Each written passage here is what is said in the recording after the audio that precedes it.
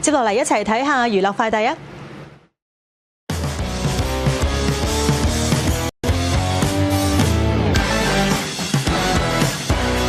資深藝人謝賢四哥離世，享年89歲。本名謝家玉嘅謝賢從影超過70年，係香港演藝圈嘅傳奇巨星。佢中環黑白粵語片、電視同電影圈留下眾多經典。因為喺屋企8兄弟姊妹當中排行第4，加上喺劇集《千王之王》飾演嘅角色羅四海，所以人稱四哥。更加喺晚年屢創演藝生涯巔峰。喺2019年獲頒香港電影金像獎終身成就獎。2022年更憑住主演嘅電影《殺出個黃昏》奪得第40屆香港電影金像獎最佳男主角，以85歲之齡創下嗰個獎項最年長影帝嘅紀錄，同時亦都成為香港電影評論學會大獎、香港電影導演會年度大獎嘅最佳男主角。近年四哥鮮有公開露面，並多次傳出身體亮紅燈，而最近一次露面係今年4月喺太平山頂飲咖啡，被網民偶遇，見佢當時身形消瘦唔少，需要以輪椅代步，身體大不如前。仔仔謝霆鋒喺社交平台發文證實謝賢嘅死訊，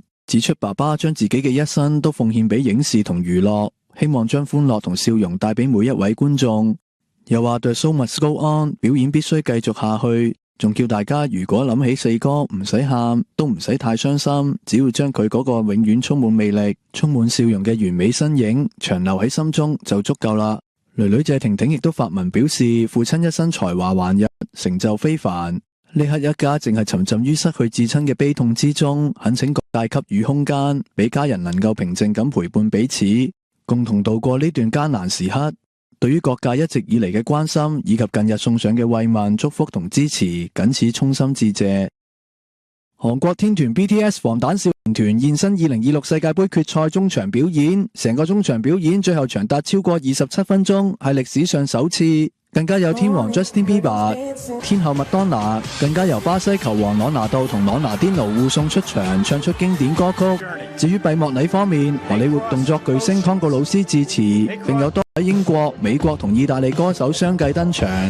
網紅甲亢哥 ISOSpeed 亦都有份演出，連佢自己都話唔敢相信。不過 ISOSpeed 演唱嗰陣被指人聲明顯同現場口型不符，而係預錄。大批網民隨即喺社交平台上揶揄，形容呢次表演淪為咪嘴大賽。完成演出之後 ISOSpeed 更加成功喺後台同韓國天團 BTS 防彈少年團互動，表演後空翻兼集郵合照，成為網民熱議嘅話題之一啊！現年44歲嘅余文樂喺2017年同台灣皮帶大王千金黃唐雲結婚，兩個人育有一仔一女，如初見同如初心，外界一直視佢哋為恩愛典範。點知余文樂星期一突然喺社交平台宣布離婚。余文樂發文話：我哋達成共識，尊重並祝福彼此嘅人生選擇，並感謝黃唐雲作為媽咪、作為妻子付出嘅所有，往後我哋永遠係家人。而黃唐雲亦都有喺社交平台發文大嘆婚姻唔容易，又話佢哋仲係一輩子嘅家人，經過咗咁多年，彼此都成長咗好多，唔知道未來係條咩路，但至少佢哋都好勇敢，都多謝余文樂一直喺身邊。鳳凰衛視綜合報道。